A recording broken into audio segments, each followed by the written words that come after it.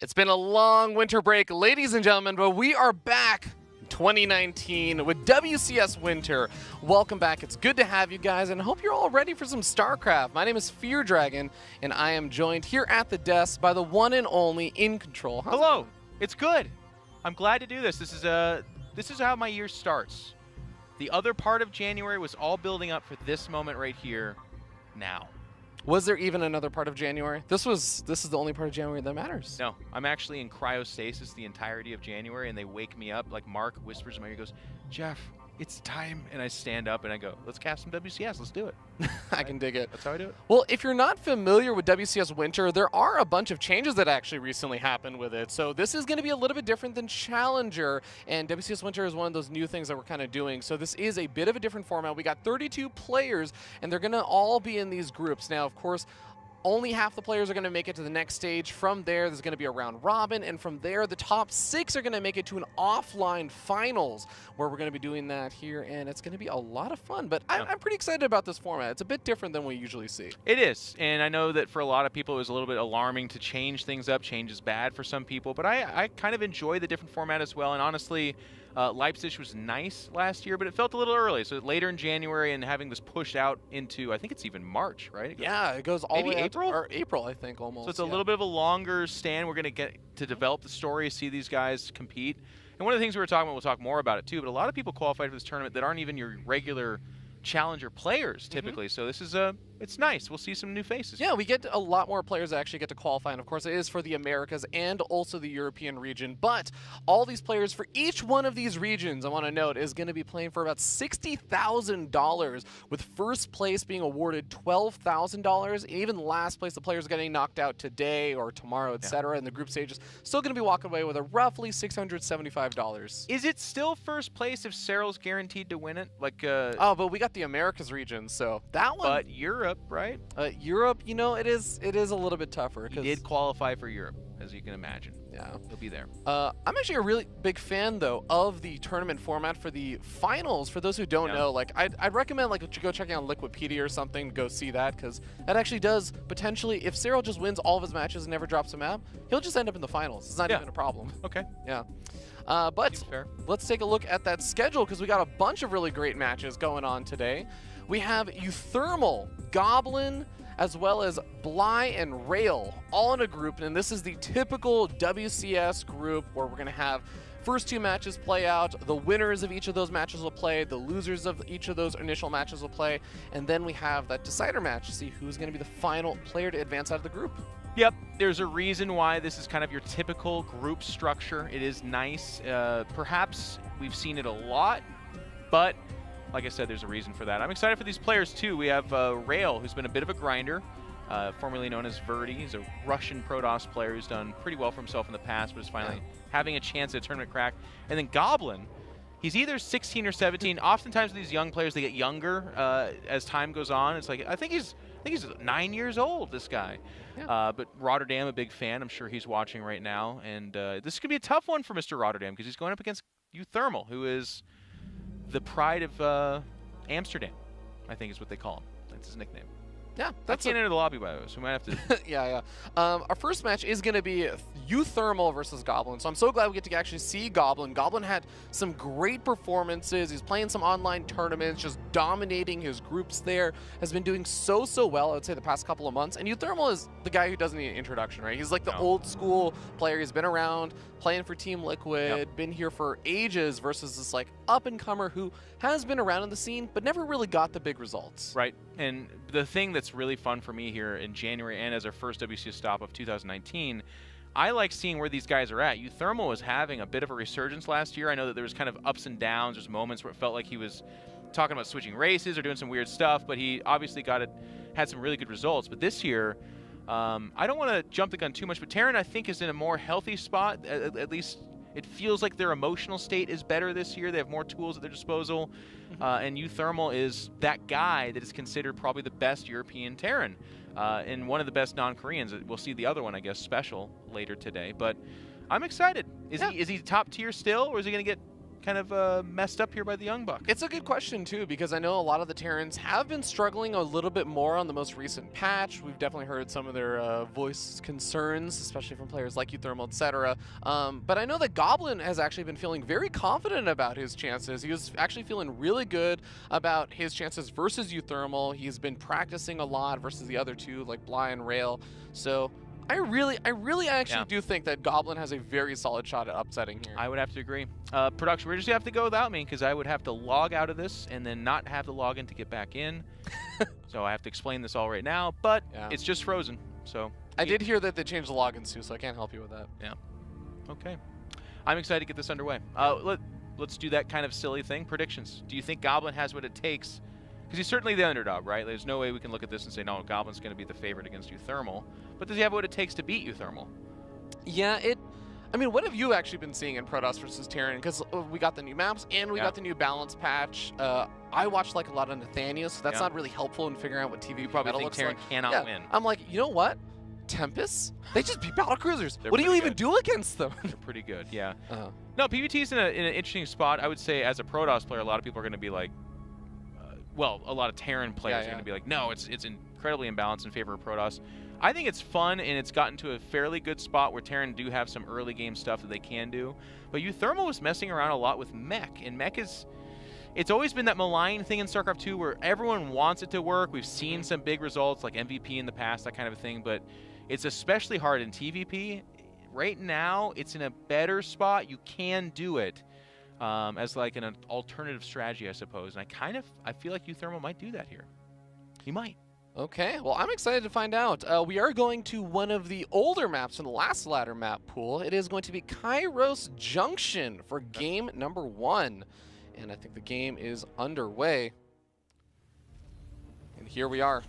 We're going to be starting down here in the bottom right-hand corner of the map, top of the liquid blue Terran player. He is uThermal.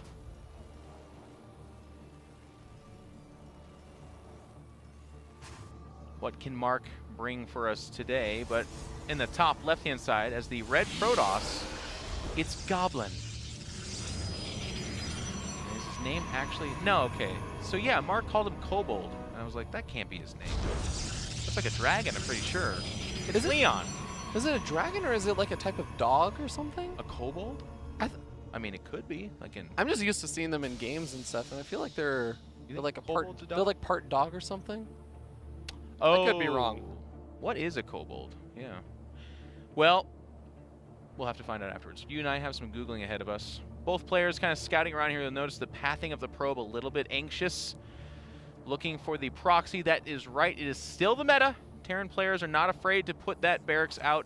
And in this location right here, this is more of a misinformation. So had Goblin gone right across the map and gone up that ramp, he would be worried about what he's scouting right now. As it is, that Reaper's not going to get there any faster than if it was at the ramp. You're just trying to kind of kick off the misinformation for your opponent.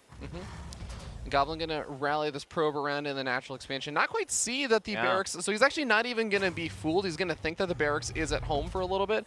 Finally moves up over here, sees the factory and says, oh, okay, this is gonna be one of those one base plays and your Reaper is gonna be somewhere out on the map, but I think when he sees the timing of it, he's gonna know, okay, you didn't do any crazy proxies. It's really nice to scout that factory because with the factory at home, it's generally not going to be a true one-base play in the sense that you're not getting super mega all-in. It still, of course, can happen, but very often that factory is for that standard mid-game normal harass. It could be Widow Mines, it could be Hellions, or it could be a Cyclone as more of a defensive stance.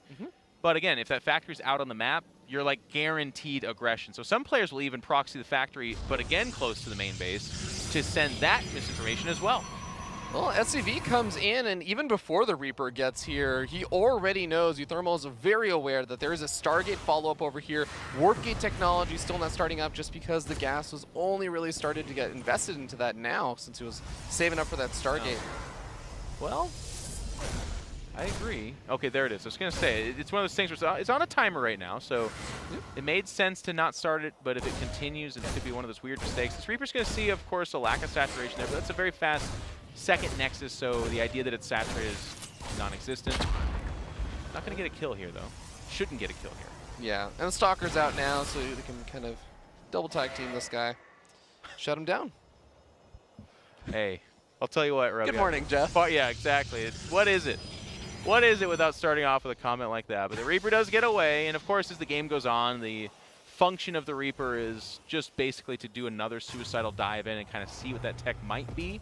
But with the Stargate scouted, I think uThermal's got to feel pretty good about what's going on back at home. He does have that Cyclone out off that tech lab, and he's going off and adding another tech lab. So there's the barracks, and I think it'll swap with that Starport. Or Starport's flying over to... There's another tech lab going down there. Yeah. I guess he just really wants to start Stim a bit faster, and the Phoenix is going to scout out where all the add-ons are. Love this from Goblin. So it's a very, very... Oh, he canceled it with that. That's actually kind of cute. So he shows up. Now, obviously, the single Phoenix represents 0 aggressive possibilities, but it's going to get a full scout here. And the other nice thing about this, too, is that it's really common to have Cloaked Banshees. And if you open up Stargate, one of the worst nightmares is a Cloaked Banshee just shows up in your mineral line. It shouldn't, right? You should find it middle of the map.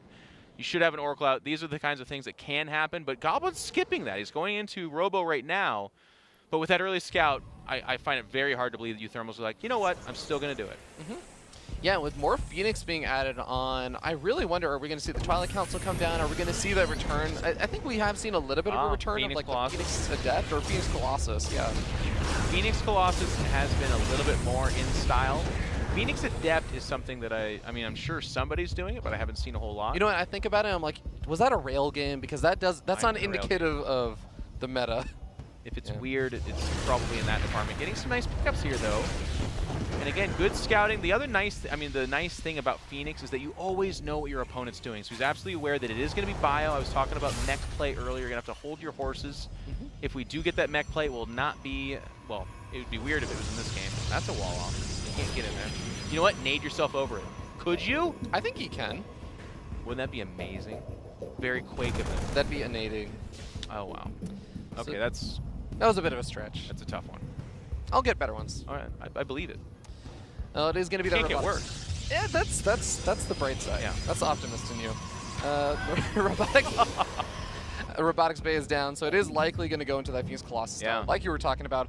And do you feel like just seeing that there aren't that many gateway units is much of a reveal? The Reaper was able to stay alive for such a long time. Yeah. It keeps scouting the composition at the front door.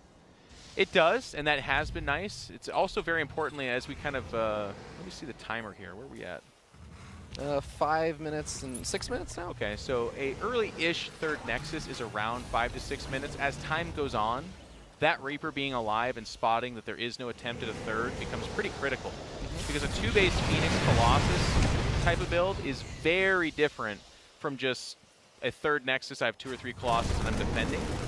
We'll have to see if he does get the information. Oh, this is a really nice snag. Being able to kill off that medevac and also seeing, wait a second, you only just have a few Marines in your main base. I know that the push is coming now. Yep. And he's getting some pretty significant kills here as well. Good tank count here, though. And the Colossus is only just now coming out, but I believe it doesn't have range, if you want to correct me. No, it does not. Thermal Lance has not even started just yet. Shield Battery's trying to come down. Cancels one of them. They're a little too far forward. Colossus can try and pick away a little bit at this, but it's going to take so much damage without that range upgrade. It's going to have to be the Phoenix picking things up. They're going to jump on top of this right now. 2 tanks, 3 tanks, all picked up. There's the Colossus trying to focus down on top of the Marines. But the Phoenix are getting whittled away. The Colossus taking massive damage. He's going to have to back up. The Immortal still stands. But with the tank count remaining at 2 of the 3 that originated here, and now the bunker finishing, this is beginning to look awfully sloppy for Goblin. This is a pretty tough spot for Goblin, but I will say he did kill off a lot of the Marines. Now we have to wait for a couple of reinforcements here. The Colossus stayed alive as well, but like you said, the bunkers are such a massive problem here. He doesn't really, besides the Immortal, there's not really a whole lot here to actually try and break this. No, it's the 2 Immortals. I mean, with the Phoenixes having died, they still have enough to... I mean, the other thing here, too, is that was a good... We're down to 5 Phoenix. It was like 9. Yeah. So we lost quite a few. He's trying to cut off reinforcements, but again, the problem there is he's actually adding more Phoenix. But now the tank count is starting to hit the shield barriers, starting to get on top of actual probes mining the minerals. And that, I mean, look how dug in uThermal is, by the way. It's a missile turret, it's another bunker. If this all finishes, I don't see it getting cracked. It's going to be tough. All right, +1 weapons starting up over here for Goblin because I think he's just realizing I got to spend my money somewhere. He doesn't exactly have that many gateways. He's just at 3 right now. So it's all just about that Colossus production and whatever you can make with these Phoenix happen. Yeah. And it's not much, as you can see here. They're trying to intercept reinforcements. Maybe they get that medevac. That would be nice. Are there any medevacs out? No, he's been able to snipe off every medevac. And that is pretty nice because it makes those stims a lot more difficult to try and do. And I love uThermal's response to that. Okay, I don't have medevacs. Well, everyone's in a bunker. I mean, that's the 5th bunker right there about to finish. There's actually not enough Marines to get in there, but as they die, he can fall back. It's got to be a fake shade, but I mean, look at the forces kind of showing up here for Goblin. If you look at the production tab, it's more Phoenix. Is Phoenix the right answer right here? I mean, go ahead and pick up the tanks. What kills everything else? I mean, what do you do as a Protoss player in this situation? He still hasn't gotten Thermal Lance, which, I don't know, maybe that's something. It's got to be a mistake at this point. He's got 3 Colossus, Ruby. Yeah. 3 Colossus without range. And now the tank's starting to shoot in there. I wouldn't hate like a Warp Prism at least. If he's going to try and break this, he's got to come in from multiple angles, right? Because if he just comes in through that one natural expansion point, it's going to be so difficult to break. But I guess it's difficult to break no matter what. Yep. There's no ifs, ands, or buts about it. I mean, especially without range. With range, maybe kills a front tank or 2 and then can start ranging on the bunkers, but he doesn't even have that. I don't see that. It's going to finish. He's coming forward here. The Adepts do shade in. They're on top of the force. The Immortals trying to get on top of the tanks. Their shields are remaining pretty strong. Here comes the Phoenix, and they are picking up the remaining tanks. It is just Marines inside of bunkers. Both the Immortals do die, and now the missile turret walloping on top of the Colossus. And I gotta say, Ruby, if he had range, this would look okay for him. He's sitting back, he's hitting the bunkers, he's not getting hit in return. But as it is, he's got to take damage each time. That's so tough. Exactly what you're saying. Without the siege tanks there, the Colossus could easily whittle away at these bunkers, but that's suddenly not an opportunity. And finally, Thermal Lance starts up. Finally, also starts up some disruptors. Yeah. And disruptors would have been nice too, because he could have been doing that. Especially with the shield batteries, he could have been breaking the siege down. Taking away at it. Yeah, exactly. Okay, well now finally we have the 3rd base finishing up here for uThermal. So this is the ultimate timer for Goblin. If he does not do something soon, he will just actually be knocked out of the game. Yep. Just under the sheer amount of income coming in for uThermal. You'll notice in that exchange, it is uThermal with that supply advantage, whereas they kind of went into it with like a 4 or 5 supply difference, which is almost nothing. But as you said, it's up to Goblin now. He's got to break out of here, but he doesn't have to just break out of here. He's got to kind of do it cost effectively. Now with Lance finishing and the tank count over here being reduced to, I think it's just a 1, it's definitely doable. 2 tanks. 2 now.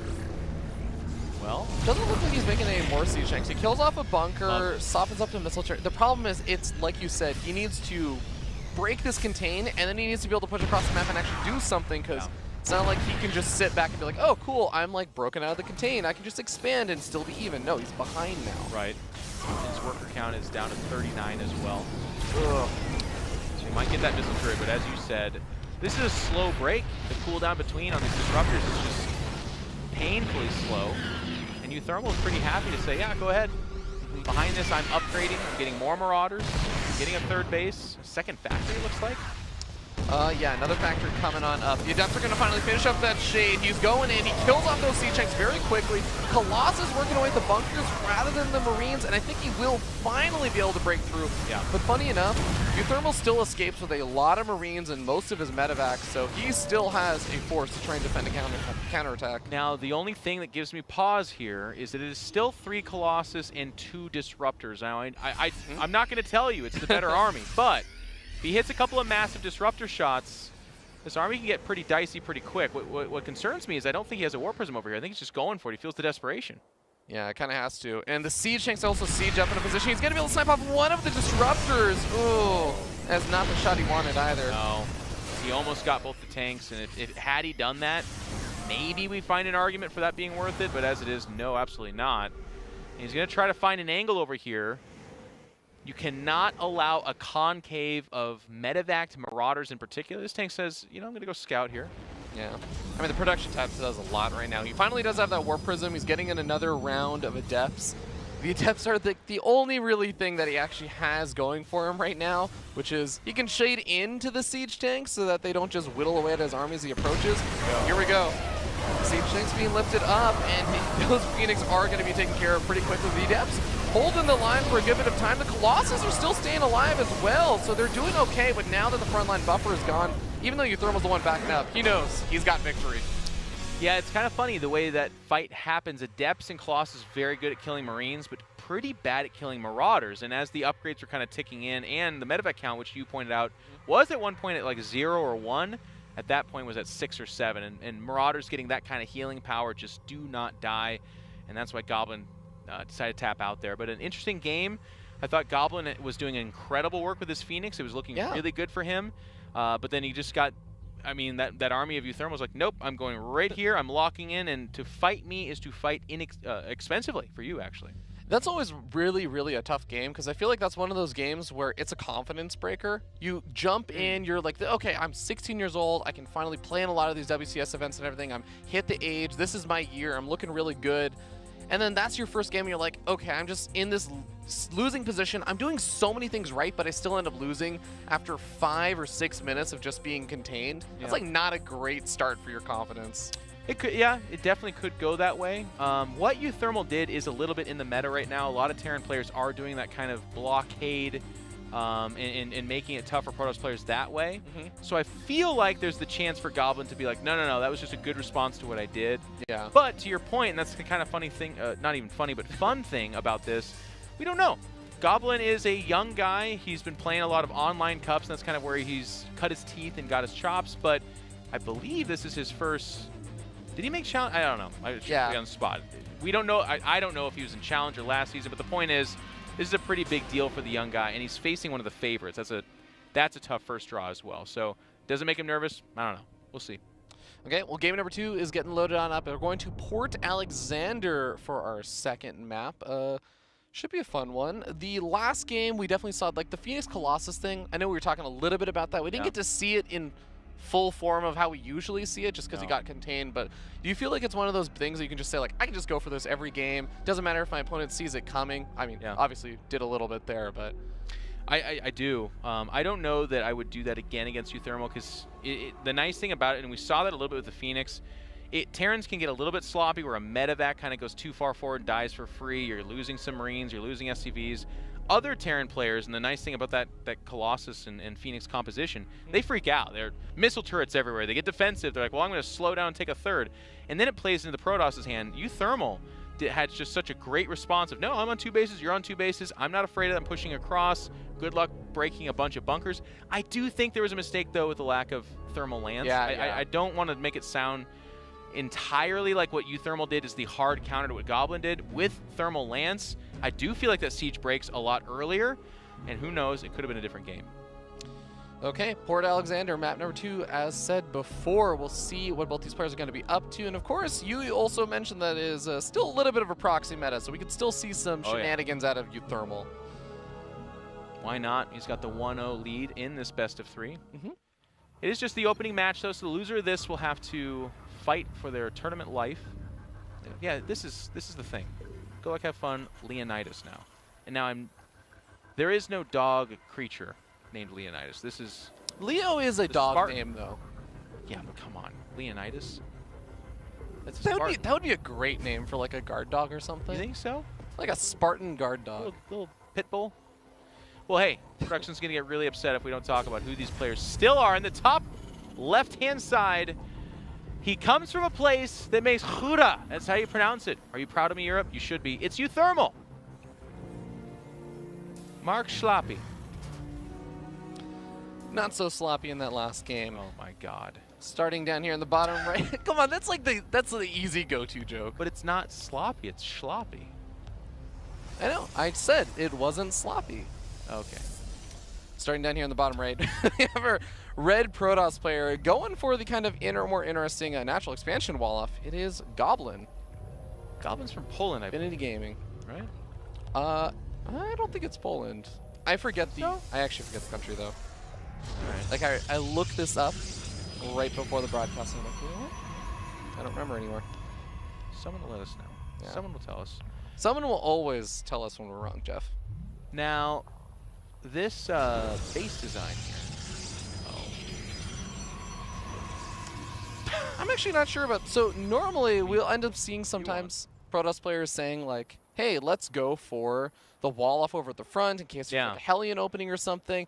Sometimes you can be a bit clever and try and wall off versus Reapers, and you don't have to do that on this map. Yeah. This one, the Cybernetics core positioning is kind of throwing me off a little bit. I'm not going to lie. I looked at this, and in my caster arrogance, I was like, you know what?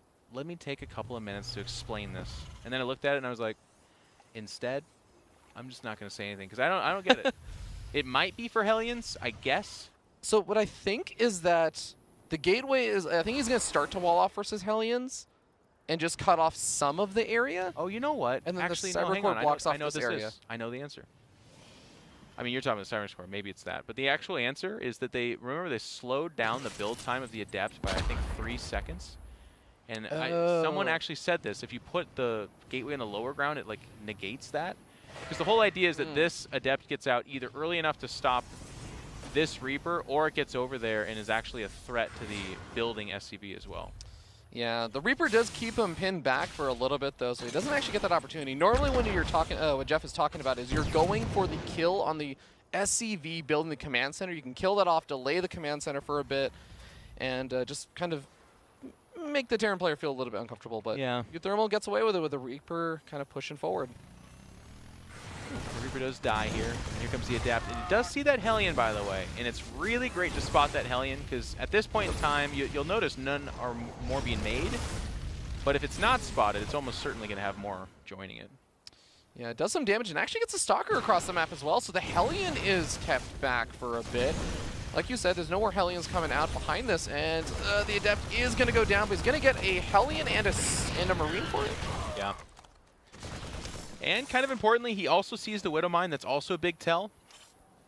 The Widow Mine at this timing typically means you're not getting dropped. It's more of a defensive opening. So if you're doing a Stargate, which we do see from Goblin, by the way, so you asked this question earlier, is he going to just do the same thing again? It kind of looks like he is. You add Thermal Lance in there, it's a pretty darn good composition. But he should also be fairly well informed on the fact that it looks like uThermal's not thinking to be too aggressive, at least in the classic way, with like a Medevac and Widow Mines or Hellions. Okay, in the meanwhile, uThermal getting up his siege tanks, keeps that Viking alive, and actually spotted out that first Phoenix as it came in to scout, similar to the last game. So uThermal probably also has a pretty decent idea, like, okay, this is going to be the case. But he throws down a much faster third base this game, so his reaction is going to be a little different. Yep. And I love the change of pace from uThermal. It may or may not work out, but I just still like that he's mixing it up here. Phoenix, though, so no, we don't literally see the third CC. But Goblin's a very good young player, and he might find his way in there. And if he gets that information, that's huge. So he sees the third CC. He sees the lack of, obviously, scary offensive tech. And now he's at a crossroads. Does he take his own third Nexus? It looks like he will. Because the other thing you can do when you're already heading to Colossus, sure, throw down 6 gateways. No upgrades. Colossus or 2, with or without range, and go. And it's a very hard push to hold. But he's not going to do that.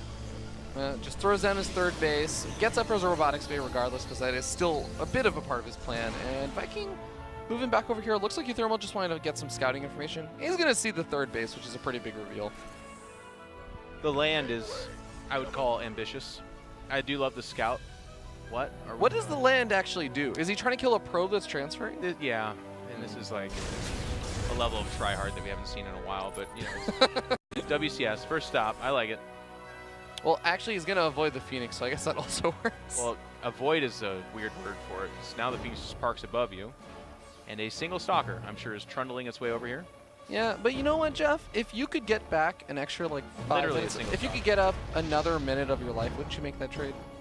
Well, I would have just flown out there. The second I was at one shot, I would just be like, I'm heading home. And then Minx is like, nah, I want you to land and sit by the third. Why? Maybe we'll kill an SCV. Seems kind of silly. Anyways, there's that uThermal Lance. Oh, uThermal Lance. Jeez Louise, you guys. Oh, I thought that was a pun. I was like, I was contemplating it. I mean, it's just, I don't know. My brain's on StarCraft right now. I'm excited. I'm happy to be here. It's great. We got Nate in the back room, you guys. He's caffeinating. He's talking about pizza. And then later broadcast, we got Zombie Grub here too. Would you say that Nate is on a decaffeinator? What? Actually, that would decaffeinate him, not recaffeinate him. Is 2019 the year that your puns sink even lower? Have they gotten even worse? I'm waiting for Blizzard to just get rid of me. Like, I'm trying really hard, guys. Yeah. I've heard your feedback. I'm doing my best, but it's up to them. Well, they got to pull the trigger. Cornered the market on bad puns. It's all you. So this Phoenix composition, now, so I was going to kind of talk about this because I'm long-winded and I like the sound of my own voice. uThermal deciding on the faster third CC, I still stand by that I do like that, but I think the challenge with it is it gives a lot of time for the Phoenix to really develop. And now look at this Phoenix count. They get a medevac. This attack that's coming across the map, is it scary? I don't think so. And what Phoenix represent is you're on kind of a one-way trip a lot of times. You have a window to get back home, but if you don't, and that fight turns south, a couple of Colossus get on top of you, some charge lots or whatever, those Phoenix will erase everything. There's no retreat. So it's kind of a scary prospect when you delay your aggression. Yeah, one of the scary things that sometimes happens with these compositions also is that the Phoenix, they look like they're really, really strong a lot of the time, and then you have that game where you run them straight over the Widow Mines, and you don't quite pick them up in time. You're like, oh, actually, I lose this game because I didn't pick up the Widow Mines in time. Here it is. This is the thing that can happen. Well, maybe not. He's trying to force it in tank. that direction. He's gonna get a tank here. Okay. You have so many Phoenix you can kill tanks. You're in a good spot. Getting sandwiched, but man, good control. I don't actually think that Goblin has lost any Phoenix so far. No. Really good game for him so far. Yeah. And I mean, look at those numbers too. In the harass, he's lost under 200 minerals in value. He's killed over 1,200. That's what Phoenix can do for you. Now, uThermal does go across the map, threatens aggression, and does pull back in time. Oh, wow. Goblin. This is something that I didn't think was really possible until, I think it was BlizzCon 2016 when Showtime was doing it. But Phoenix, Colossus, and Storm, Phoenix in particular, are really hard to make good after Storm comes out. It's very often you like just tell them to follow something. If you can make them still good, that'd be great. Make them good, by the way. I'm a really good speaker. Oh boy. No, it's a difficult composition to pull off just because it requires so much kind of fine-tuned control. I also love that he's been able to keep up on those upgrades during all this. The Colossus definitely benefit quite a bit from those upgrades, and he is going to go up to his fourth Colossus. Not double Thor. Double Thor. Oh my god, you know what? uThermal, he read the patch notes. He's like, you know what, Thor? That's the have answer. That extra range. These Terran players saying we can't get up these Thors. uThermal's going to do it. Yeah. Well, we'll have to see how it works out.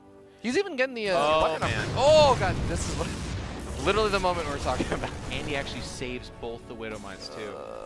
Now the Phoenix count, he's down to 4, and they're deep red as well. This army composition like really switches here. Unfortunately for uThermal, he hasn't been making Vikings. That's not his answer. So it still is going to be those Thors. It still is going to be just straight bio power. But with the Phoenix count depleted, if you look at that production tab, there are no more Phoenixes being queued up. So the idea is kind of, wow. I'm just going to stop. No, he's making more Phoenix. But 4 Thors. And he's making 3 more. It's actually mass Thor. That is kind of amazing. This is like a this isn't quite a transition to mech. This is like biomech.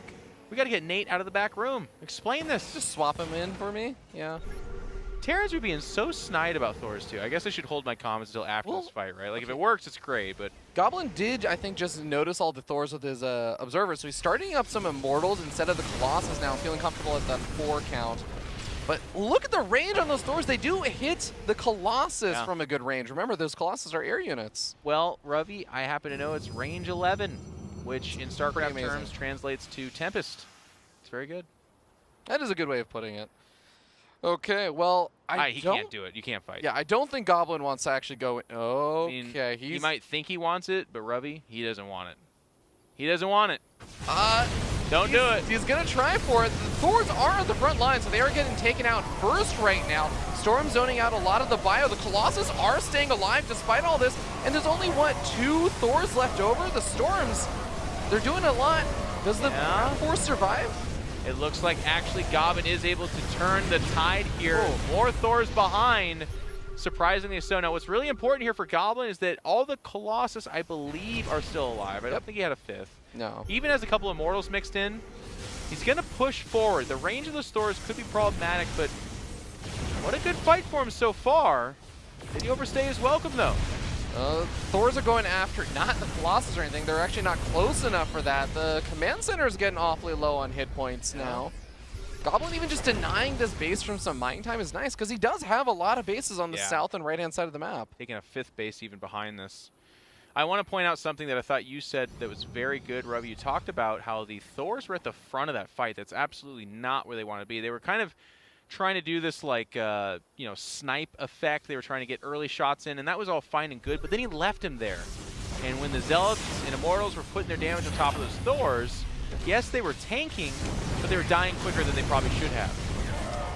Yeah, it's kind of tough. And the snipe effect you're talking about, like a Thor doesn't really take much damage from a Psionic Storm, right? No. So it's fine to have that there to try and snipe off a High Templar or something, but they're slow. They're not going to be able to move to the back of the army very quickly, so you really have to just have them in position the whole time. Supplies are fairly similar, though, I will say. It is, of course, this 20 supply advantage for Mr. Goblin.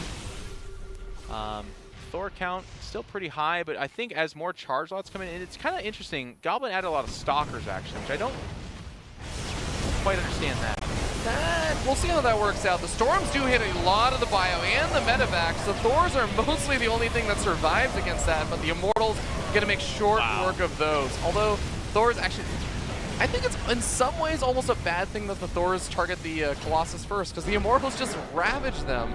Goblins something like 4 or 5 Immortals in there, and to your point, they were just doing all of their damage. Absolutely good engagements from Goblin. I was not a believer in that first one. I thought that was going to be tough, but he landed some great storms. And with the Thor slightly out of position, probably a very favorable fight for him there. But then good army movement. One of the things that can be kind of scary is overcommitting to that. He didn't do that. You talked about how he got the command center to lift, and he just kind of continued to take favorable fights. It's nice seeing a young player show that kind of patience, because that is one of the ways you can kind of separate a seasoned, good StarCraft 2 pro and someone that's kind of just starting. Is they're just like, they got kill on the mine, they jump in there, and that bad fight turns against them. It can get really ugly, but Goblin showing some patience and tying up the series. Yeah, it's going to be a bit of a confidence builder. And kind of to your point, Jeff, you were saying like sometimes I was saying sometimes that first game when it goes really, really poorly, you can feel like things are just not going to go your way, that you're just kind of go out 0-4 or like 0-2 or have a really bad start to the day. But Goblin, like you said, really showing that that's not actually going to be happening for him. No, and it's worth mentioning, uThermal is literally the top European Terran player. I mean, there's some other players coming up, and I hope we get to showcase that, and that's fun, but I think you still have to give it to uThermal, and at least until somebody else kind of has those results that we've seen from uThermal. So yeah, it is just the first group, and like you said, no one's going out 0-4 of these two guys at least, so that has got to be a nice little feeling. And to your point earlier, if that was a confidence rocker earlier, I'll tell you what, doing the same composition, getting the right upgrades, and then winning this soundly like Goblin just did, that's got to feel really good. How do you feel about the Thor composition overall? Do you feel like it's something that could work with like those adjustments we talked about, or do you think it's one of those things where it's like, maybe steer clear of it in Game 3, this isn't quite working? I mean, the brutal honest answer is I have not seen this response, especially since the change to the Thor. So I'm only speculating, which is kind of fun and it's cool. And I think one of the things that uThermal does is he likes to mix things up, and he's one of those guys that likes to keep things kind of weird so that his opponent doesn't really know what's going on. I would say after seeing that game and Goblin's patience and the way he worked that fight, no, don't go the Thor. Don't do the Thor thing. Goblin playing really, really well, and I think just the fact also I have to really compliment him on keeping those Phoenix alive, both in Game 1 and Game 2. Finally, he did take those 2 Widowmine shots that kind of hurt, but that was well after we saw him getting absurd amounts of good damage done. Yep, and his Phoenix, he might even do it Game 3 here, actually, because it hasn't been the Phoenix that has been the issue in any of the games. Not to harp on it too much, but it was that lack of range on the Colossus in Game 1 that I think really kind of threw him off. But also maybe the Thor tech in Game 2 would be something that uThermal will kind of definitively be like, you know what, maybe I don't do that anymore. But we're heading into Game number 3 here, all tied up. And I'll tell you what, Goblin beating uThermal and putting him in that loser match would be a pretty big shocker, but it's like, it's the beginning of something huge. If uThermal were to lose, I mean, again, I'm getting way ahead of myself, but like, let's say Goblin wins and uThermal then goes out of this group, nobody saw that coming. Nobody. It's really funny. I actually do think that while I totally agree with you that uThermal is a clear favorite in this group, and I think that's like the way that most people will look at this, there are just like a lot of really interesting dynamics between all of these players where I feel like anyone is capable of beating anyone else in this group, but it's definitely like there's still more likely that uThermal ends up winning this. Yeah. But you know, like Goblin has been on fire lately. uThermal lost, I think, like 1-3 or something last time he faced either like Bly or something. Rail plays very weird, and he's been on the up and up. Like all these players have kind of been doing really well during that kind of winter break, so we'll see. It looks like uThermal's at least been hiding or maybe practicing some special styles, though. This is Frozen again. I think we can give up on the dream and just get it started. Yeah. The next map is going to be Year Zero, so we're finally getting to start to see some of those newer maps, Jeff. How have you been enjoying the new maps? I love it. I think if I'm being brutally honest, I think they're a little bit too easy to cannon rush on. Yes, new repugnancy. Oh, man. Which is funny because they specifically changed the robo because they didn't like cannon rushes into robo play. I know. As prevalent as it was for a little while there, I guess. But some of these maps, there's like the entire main base has 4 cannonable spots. And I feel bad because I'm like, I normally have to do 3 pylons to cannon rush you, but to wall off an area, I only have to do 2 now. I know. I'm like, I kind of feel bad for you.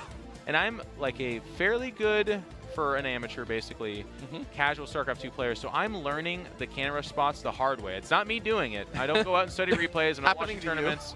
It's happening to me. And they'll show up early, and I'm like, this is a cannon rush. And I'll go to block it, and then they just go to another spot and cannon rush me there, and I'm like, oh, okay, well, that's fun. Yeah, I think Gemini, or GGE Mini, as people like to call him, showed a photo on Twitter that I think in like the main base of New Repugnancy had something close to 12 or 13 different locations. Yes. It was pretty great. Pretty funny. Well, all right, here we are in game number 3. Success and what? Ardamantigi? Yeah. That sounds like a dog name. You got it. That is a dog name. In the top left-hand side, the Flying Dutchman. It's the Blue Terran uThermal.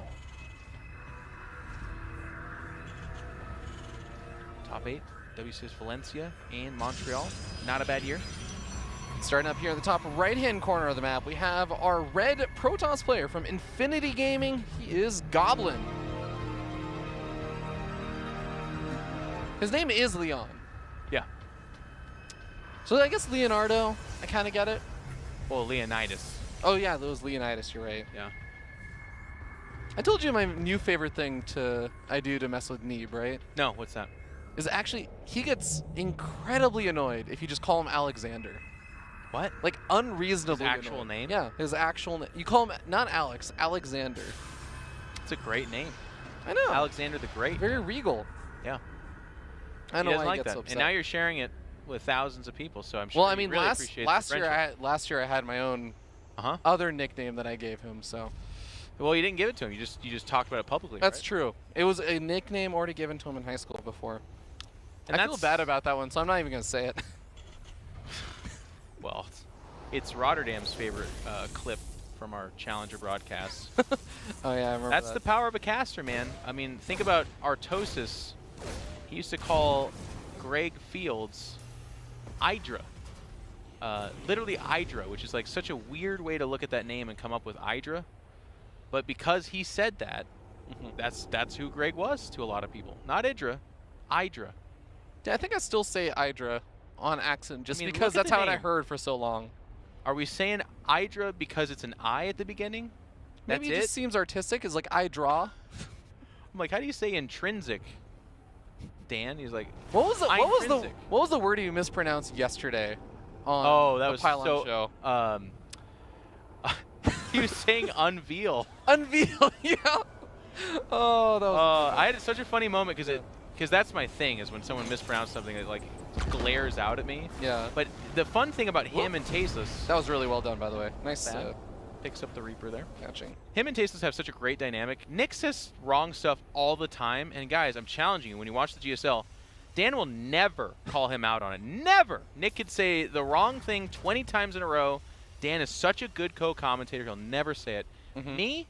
No. I'm a bad co-host. But I tried. The first time he said, and I can't wait until they unveil this, I was like, you know what? We'll let it slide. Sometimes he's trying to say unveil. It's just weird. And then he said it a second and a third time, and I was like, Dan, It's unveil. And then he talks, and the part I love about Dan is he's like, all right, well, let's have a discussion about how I don't know that that's a word. Yeah, it was a pretty great moment. Okay, we do have the same kind of opening here from Goblin. He's going for that Phoenix first. He follows it up with a second Phoenix, so it's not any kind of like weird fake out or anything. And this game, uThermal is going to go for, it looks like the setup for a Widow Mine drop, because he did get out those first 2 Widow Mines. Yeah. Interesting, right? I anticipate a Robo fairly shortly after this, and then Robotic Spay and Colossus. And I think the way Goblin looks at this, and maybe PVT entirely, is I just do the same thing. And it's good. It's a tough composition. The Phoenix have been good in each matchup. They make it hard on the medevacs. They can counterattack and cut off reinforcements. That doesn't just lift.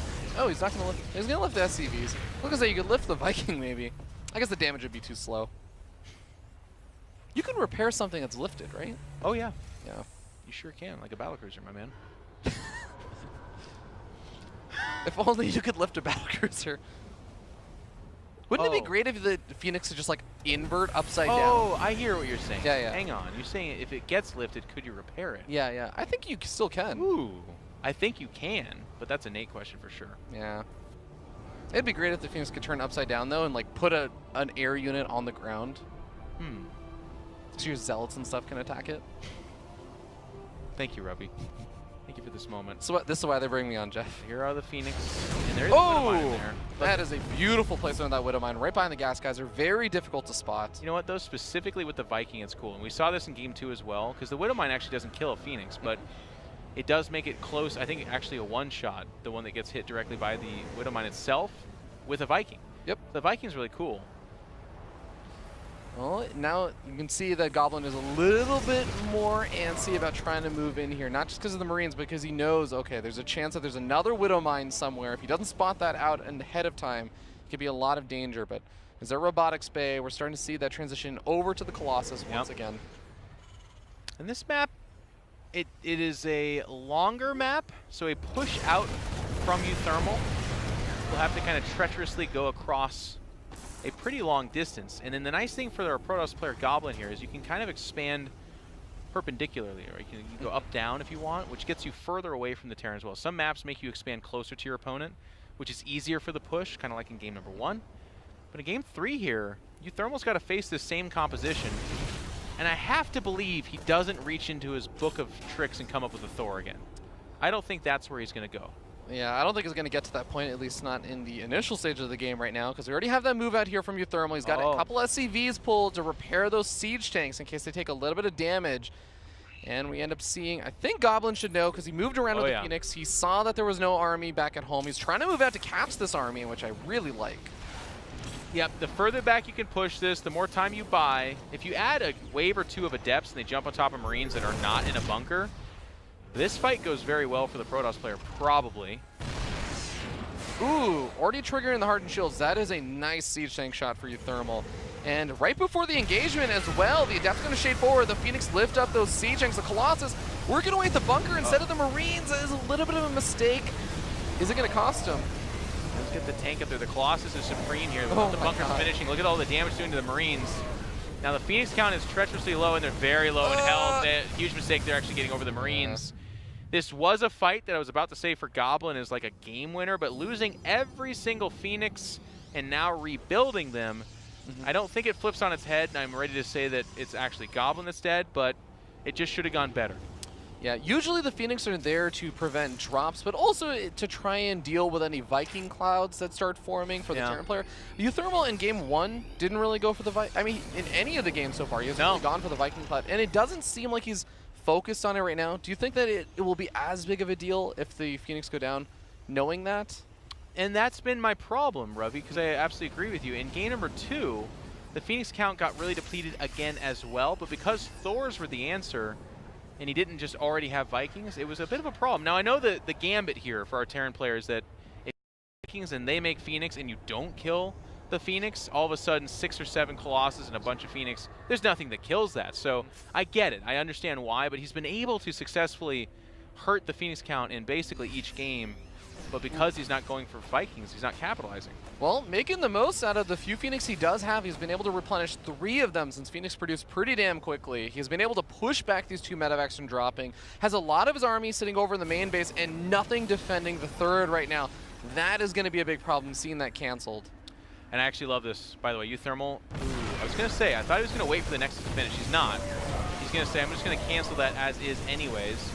And here's the threat of the Phoenix, so there's no retreat for this. They're just going to stand and fight. And it looks like a bad fight for uThermal, but loading up is just worse, I promise. Oh my god. This is a really hard commitment. I guess he's still got the 2 medevacs, so he can still pick up and get out of here. But does he have the 2 medevacs? I mean, the Phoenix out there. He's got to be careful. Yeah, okay, the Phoenix still at a 5 count, so it's enough to chase down those medevacs if he really wants to push the issue, kind of at least force an unload. Well, he'll need to bring the army. I guess he's kind of worried that a drop could show up at 12 o'clock, because he's actually only on 2 bases, and the danger zone there for a Protoss. You can have a very powerful army, but if anything hits your main and you're just out of position, that's basically game when you're only on 2 bases. If you're on 3 or 4, you can take a little bit more of a loss. Interesting. So Goblin hasn't quite been able to find all the siege tanks that are sitting on the south side. I think he's still looking for them because he sees individual Marines keep moving up north, and he's finally going to find it. He does find it, pulls back before, well, I was just going to say before losing a Phoenix, but then he did. But this army's out on an island, and to your point, the tanks are kind of by themselves, but they're getting some shots in early, and one-way shots, the Colossal almost dies. Yeah, that's not entirely ideal. And of course, behind all of this, remember that the 3rd base is just mining here for uThermal. He is once again in a similar situation to game number 1 without the contain, but he has that 3rd base up, mining a lot longer than Goblin, and Goblin is on a timer. Yeah, and it's not a good one. It's not the good kind of timer either. He's going to push forward. He's got that Warp Prism with the army, which tells me that I think he wants to just get aggressive here. Picks up the tanks. There's the shade in on top. Good split up against the Widow Mine, by the way. There was one in there that was afraid was going to do a lot of damage to the Adepts. He cleans this up without really losing too much. Yeah. It is 57 workers of uThermal to just the 40. I mean, I actually haven't seen probes queued up on the production tab for a while, so if he takes a 3rd, it's almost at this point in time kind of like a backup plan. I have to imagine he's going to be aggressive, and we just got a shot of the main there. It's mostly depleted as well. Nice shot there.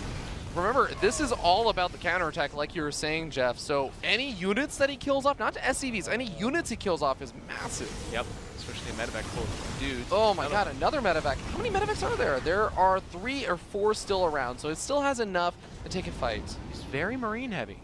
And with the tanks dying out on the map, is that just the 1 tank? If it's just the 1 tank... 7 tanks. Not the 1 tank, Ravi, it's 7.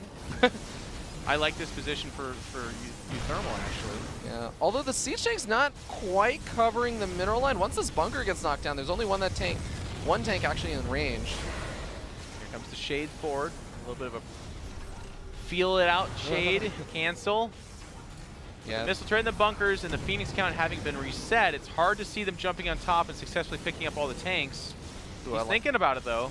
I like the slow moving forward of individual tanks, even using the medevac to kind of get them into position a little bit faster and kind of blocking things. Now behind this, it's Charge finishing up. It's a 3rd Nexus, and I believe a Fleet Beacon just finished. Ooh. It does have 2 Stargates, so we should be seeing some Tempest. I don't think it would be Carrier. There's already a lot of Marines out. One of the things to keep your eye on, though, and I'm a little bit concerned, is that's all later stuff that Goblin's wanting to do. So he's kind of mentally canceling out of this idea that he has to win right here, but he's not upgrading a 2nd attack. He only has the 1 attack upgrade. And that's not the worst thing right now, but with 2-2 about to finish up, it's about to get really bad, Robbie. It's a 3 upgrade advantage for the Terran. That's going to be a real... This is one of the matchups where upgrade advantages are the most significant of all the matchups in StarCraft. So, Thor production is starting up again here. Jeff, Uh-oh. He's got 2 of the tech labs on those factories. He can produce 2 Thors at a time. 1 or 2 Thors is kind of cool. I mean, it was 3 at a time last game, and that's pretty weird. It's actually Phoenix range off that Fleet Beacon. He just evened up the work account almost with that run by. Yeah. And also armor. So the Protoss is looking to get to 1-1 against a Terran again that's soon to be 2-2. So that's tough. Is he warping in many gateway units? Because I know he's gotten a couple of these zealots now. I wonder if he is just gonna. Okay, no, he's starting up those upgrades. He's also getting up a Templar Archive, so he is gonna still really make sure he has a strong ground force. Lots of Phoenix. The other thing I would add here, in my opinion, and maybe Goblin's going to make me a believer, Phoenix are super great early to mid-game. Later in the game, they get bad. Everything gets better upgrades. They usually outpace the Phoenix in upgrades, and he is actually getting a second attack upgrade for the Phoenix. But the game gets to a very bad spot for Phoenix. There's more missile turrets. The Marines have stim. They have more upgrades. They're doing more damage. So it's kind of a weird choice for me. I don't know that this is going to work out great for Goblin. I do like that he's still just producing more Colossus, though, just because you were pointing this out earlier. uThermal's been going so Marine heavy. There was that one game where he added in a lot of Marauders, but we're not really seeing that this game. Yeah, it's just 13, tanks. right? 13 tanks? That does complicate things. I'm going to tell you, in my mind, the way this fight goes, it's not even close for Goblin. If you're at home and you've got a weak stomach for watching Protoss get absolutely destroyed, I need you to turn away pretty soon here. Storm's good, but look how long he has to go for Storm. Maybe there's a potential if he actually moves around, because this is a map that allows him to maybe catch this army from 3 different angles or something. But There, we would say on the outside. Cash me on the outside. Is that a TV show? Yeah. Okay. Sitcom. And the tanks are crawling forward, as you said. Storm might finish in time. How many Templar does he have? He has 6, and they have been building up some energy, but not all of them even have Storm just yet. So I think that's what he might be waiting for. Oh yeah, of course. The nice thing about fighting here is there's nothing being won by uThermal. So Goblin is buying a lot of time. His armor upgrade has finished. More gateways coming in. Storm will finish. He'll have it. But look at this. Look at the tanks. Like, go ahead and pick up half of them. Oh, the Warp Prism. Thors! Get one shot off. Don't quite get the second shot. That would have killed it right there. Going up this ramp into those tanks? Do we think that's possible? Oh, boy. No way. I really agree with you on what you said earlier on, Jeff. I really would have loved to see Tempest, because imagine if he was just picking away this army the entire past 3 minutes that uThermal's been pushing across the map. And this is a very aggressive push out from the tanks. I don't disagree, though. Absolutely. That's a Shaden. That's a move-in. We're going to have a fight. Here comes the Phoenix. They're jumping on top of the tanks to pick them up. The Adepts are gone. Here comes the Storm. Nice Storms on top of the Marines. The tanks on the high ground are holding true here. And it will be Goblin that disengages. And I will say that went a lot better than I thought it would for Goblin. And it didn't go well, but it went okay. He got the tanks on the low ground. And I think that was a little bit too much from uThermal. I think it was like 6 or 7 tanks at the front line. So they got off like 1 or 2 volleys before they were collapsed on. Yeah, all of them were sieged up from earlier on, where I think he was trying to catch some of Goblin's units a little too far forward. There's also a bit of an Adept run by, does some minor harassment, but gets cleaned up. Keeping all the Colossus alive was really, really nice for Goblin. Well, yeah. The thing about Colossus is that a lot of the same things that I talked about with the Phoenix, the longer the game goes, the worse the Colossus get as well. They really do not scale in the upgrade department, but also importantly the medevac department very well. Marauders being healed with 2-2 or even 3-3 upgrades against Colossus, they just fall off as it is right now. So I would have loved to have seen some kind of bigger transition. Carriers, Tempest you were talking about. Tempest Storm would be fantastic. I don't know. Disruptors are okay in these situations. Basically anything other than what he has. And I know that makes me sound like a pretty negative Nancy, but I'm worried. I don't see his game plan shaping up here. 3-3 about to finish up here for uThermal. That is going to be a tough nut to crack, as +2 weapons is on the way there for Goblin. I guess if he prolongs the game long enough, he will eventually catch up in the upgrades, but he's got to be able to survive against a round 2 that uThermal is getting very close to. Also critical to note, we're not seeing any kind of ghost up in that production tab, so if you think old Jeff's being a little bit too much of a negative Nancy about our Goblin here, yes, I am. But if the game does progress and Storm is allowed to just kind of continue to be the answer with 6 Marines at a time coming out, that can actually even it up. I mean, tanks are great, but if you're picking up the tanks and you're storming the Marines and you do have those 3 Colossus, that would be how I eat my words. Okay, I love, again, the mech upgrades over here, not just for the Siege tanks, but I guess also for those Thors, since he still continues to get 1 or 2 of them every so often into that army composition. But here is that move out. uThermal is about 10 supply away from being maxed out. He's got new kind of angle that he wants to attack from. Maybe going to try, instead of going for the natural or the main base, going to go over to the bottom right. And that was a weird thing from uThermal before. I think he just thought he was just going to win straight up, and maybe, again, with better tank positions he would have. But he fought for nothing, right? He was pushing towards the natural, whereas typically you want to push towards the third or fourth. But again, that could be a map thing as well. Talked about that earlier. The way the expansions go, it's very hard to get to those bases. Getting up another one of those air weapon upgrades for those Phoenixes. Still finding damage on some of these medevacs. The Colossus and the Archon's going to be able to push back those Marines. uThermal establishing a forward base. And this is kind of the funny thing, is that Goblin has taken the last non-forward base that he can take. This is the last time he can take a base that isn't just moving closer to uThermal. And we saw the whole idea for Goblin is push back uThermal. uThermal making this slow push across the map. He has less time with that now. Yep. I believe that was Warp Prism Speed that just finished as well. Yep.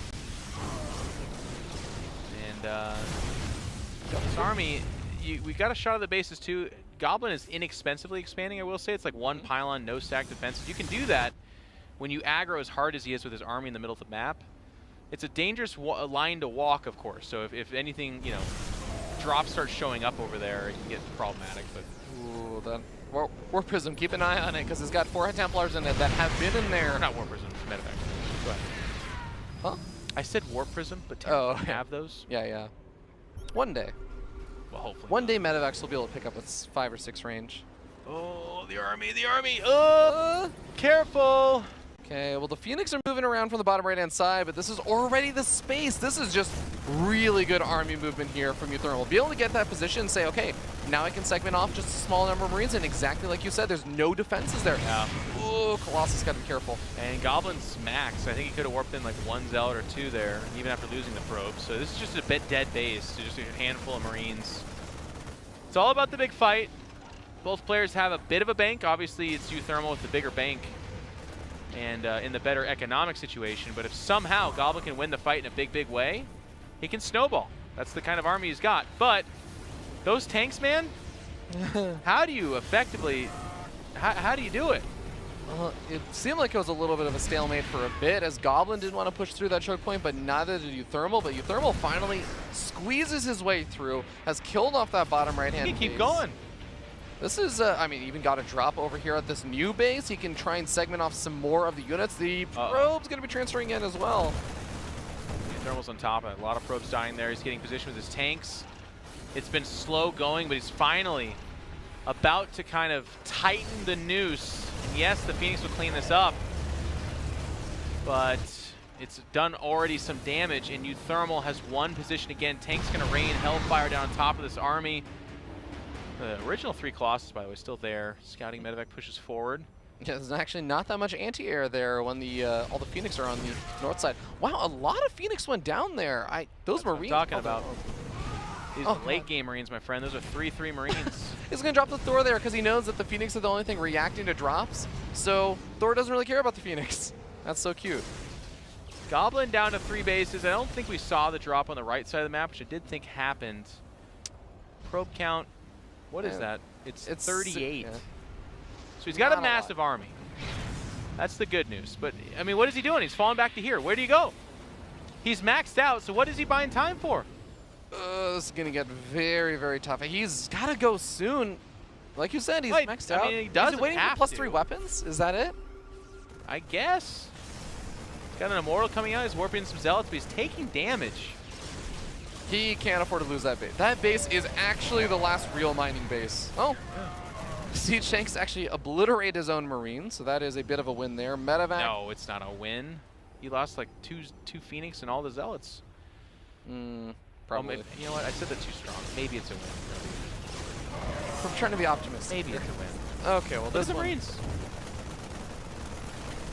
Well, at this point, it looks like this base is going to go down. All the probes over here as well. That's the Warp Prism with Templar on it. Oh, boy. Goblin is falling apart. He doesn't actually have gas anymore. He's got nothing. He's going to A-move into, how many tanks is it? Show me the number. He has 13 siege tanks. Oh, it's only 13. It feels like 60. I'm looking at it feels like 60. Zealots pinching in from the bottom right-hand side, but that is not going to be able to do. With a few more Zealots, he can probably win on one side, but it is going to be about trying to win on the other sides. And there's a drop in the main. He doesn't have Phoenix to pick it up. He doesn't have a huge number of Immortals. And even if he did have Immortals, those are still Space Marines. I mean, what do you do? And here he goes. This is it. This is the final fight. Tries to push in the Colossus on the high ground, doing some damage. Storm's actually landing on quite a few of these Marines. This is possibly the best engagement Goblin could have ever asked for, but can he win the game off of this? The answer is no, Rim. The answer is no. He's losing his main base. Yeah. He is going to be depowered here in a moment. He's not actually mining. He's down to 68 supply. He actually has 0 workers, I believe that says. Does that say 0? 9. I apologize. It's 9 workers. It's actually a German Nien. Nien. Nien. And here we go. The push. This is the game 3 push. This on ladder, you never see this push, but in game 3 of a WCS, he got the bunker group, upgrade. He's like, I got 12 zealots. Let's do this. He's got the bunker upgrade. He can fit 6 Marines in that bunker. Yeah, it's a big bunker, huh? GG. That's all he needs. uThermal, favorite in the group, got taken to the edge, especially with that game number 2. The game number 3 pulls on through, shuts down Goblin, and nets himself a victory. GG. And this is a game where I feel like hopefully it's like a footnote in Goblin's great 2019. Amazing composition, great idea, fantastic Phoenix play, but it felt like he got stumped. Once uThermal was like, I make a bunch of tanks and I'm going to slow push you, Goblin, all he did was kept buying time, and that was okay, but it felt like he was never buying time for something. It was not like transition the point. triple Immortal or Tempest to come out, anything. It was just more of what he had, which was already being answered for. And then that's where the mistakes start happening. So like a Warp Prism with 4 Templar dying. Of course he's not going to stand by that and be like, that was a great decision. No, it's not, but he's already on the back foot, and that's when that stuff happens. Yeah, it was at the point that we started seeing those kind of mistakes, it was already starting to become like this foregone conclusion a little bit. But I do have to say exactly what you were saying before. He did a great job with that early game, a great job with the mid game. The Phoenix control was really stellar. I wouldn't doubt if a lot of his opponents that he was facing that weren't the best player in Europe were just losing at that point with that first big push out. But uThermal being able to hold on, kind of showing the Goblin not feeling as comfortable about finding those transition points. So. Well done. Nice series. Well, uThermal is going to be moving on to the winners match now. We have our second match coming on up. That's going to be with me and Nate casting Bly versus Rail, and that's going to be a pretty interesting and entertaining one as well. Both these players a little bit weird. They like to play their own sort of style of StarCraft in their own little ways, and the winner of that's going to face off versus uThermal. Loser is going to face off versus Goblin. Ladies and gentlemen, we'll see you guys in a little bit with more WCS Winter.